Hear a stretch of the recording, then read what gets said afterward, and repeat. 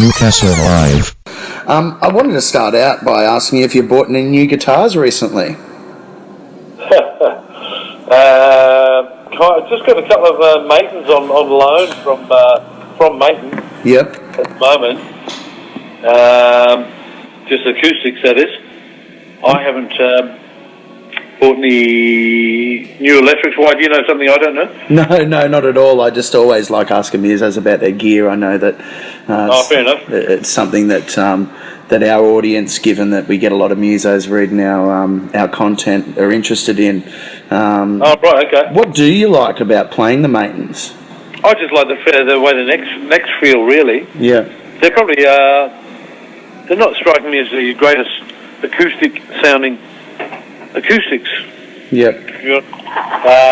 Acoustically, they're not. Yeah, probably you can definitely do a lot better, I think. But you look, it's partly just bloody handy. Making them more than keen to give me one. I guess I've tried a couple others, but I'm always I like the shape of the neck and the radius of the fretboard. Yeah, it's the 808 I'm talking about. Yeah. And you're heading down our way at the end of June to play a few shows. I wanted to ask you, with such an incredible backlog of songs, you've got this great catalogue to choose from. How do you pick a set list for a show like this? I suppose there's a number of songs where you kind of quote have to unquote play. Yeah. And you've got a rough idea where they should sit. So it's more a case of here's how long I want to play. Here's the songs I'm going to have to play. And what can I fit in the middle that's going to make the set work. Make both the audience and me happy. Because I like to chuck in a couple of bluesy, jazzy numbers in there. Yeah. Whether it's just those standards, Cry Me River, Angel Eyes, that kind of thing. Some people want to hear that stuff, other people are just happy to hear, pop music and stuff they know so well. But yeah, there's a great collection there of songs to choose from. What do you think it is, Ian, about blues music that keeps it, it's always there, genres come and go, but blues music is something that people want to hear, it's been a constant. What do you think it is about the blues that keeps people coming back to it? Yeah, you're right. There's something, and the stuff that lingers and stays around people, there's always that bluesy edge to it, isn't there? Yeah. Look at Sam Smith's latest album, it's all, there's some great songs there, great sort of poppy songs, melodic, but, the way he sings is a soul singer, he's a soul blues singer. Yeah. I don't know, it just talks to people's hearts, connects with people at a deeper level, I'd like to think. I wanted to also ask you, from when you first went out solo to the shows that you've been doing, say in the last, 2 to 5 years. Yeah. How's it changed on the road?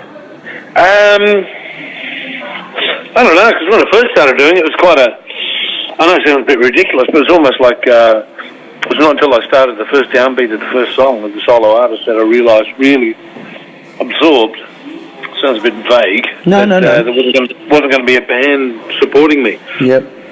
So it's almost a whip around, hey, when are you guys coming in? Kind of thing. To the slowly learning how to get used to that and how to do the whole thing, the acoustic thing, which is, sort of somehow work out ways to imply a band, I suppose.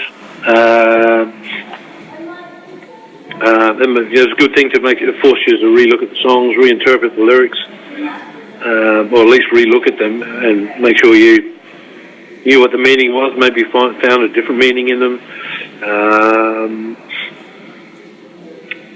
So that kind of thing, learning how to do that, imply the band, or just be a one-man show, and not actually sort of get up there and there's a slight difference to playing as if there were a bass player and drummer there. I think that's how I first used to start off.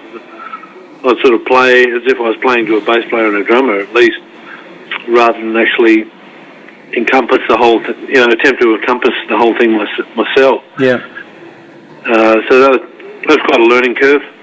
Yeah, the other bits are just me sort of slowly always improving ways of getting a better sound. Anyway, just literally a better sound from out of the guitar. Whether we're discovering things like using an Avalon U5 powered DI, which is just amazing the difference that makes. Nice bit of kit. Yeah, nice bit of kit. Yes. Is that what you said? Yeah. Yeah, very, very nice. At the moment I'm using this simple 2-band multi-band compressor, which is that's really important on this, particularly piezo pickups there. Yeah. They can be pretty clacky and hard, so that's helped soften that up a bit and punch it out more. And you haven't been tempted to get into the looping, it's become really in vogue now, the loop pedals and building up loops. Have you ever done anything like that on stage? Only a little, yeah, I've tempted, and I just never get around. It's just bloody lazy. I sort of gave it one go one night at Lazos in Newcastle. It was a Akai head rush pedal. Yeah. And I kind of like the potential. It'd be one of those things you just need to learn how to use it. Cool. Yeah. I sort of found on that night it was I got a loop going, and then I was like trying to sort of go and take off and build, and the loop's just staying the same. Saying, "Come on, you bastards, let's go." So I suppose the trick is then you do add another loop that is a bit more up and going, and then you play across that. But yeah, I do like the idea, and I reckon I may or may not. Then again, I like the challenge of implying a backing. That challenge of where you got to. I guess it's like it's a classic jazz thing, a 3-piece jazz band. If it's just just jazz, guitar, and drums. Yeah. And you'll hear a guitar player do a stab. Will stab the chord out to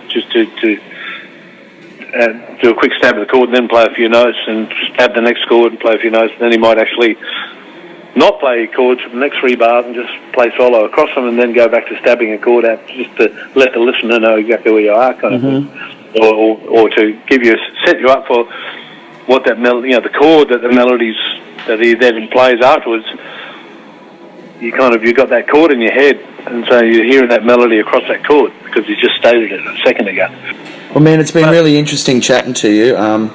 I really appreciate your time, and we're really looking forward to the shows, both at Nelson Bay Diggers and Belmont 16s. Have a great day, and we look forward to seeing you in the Hunter. Thanks very much, mate. Thank you. Take care. Cheers. Newcastle Live.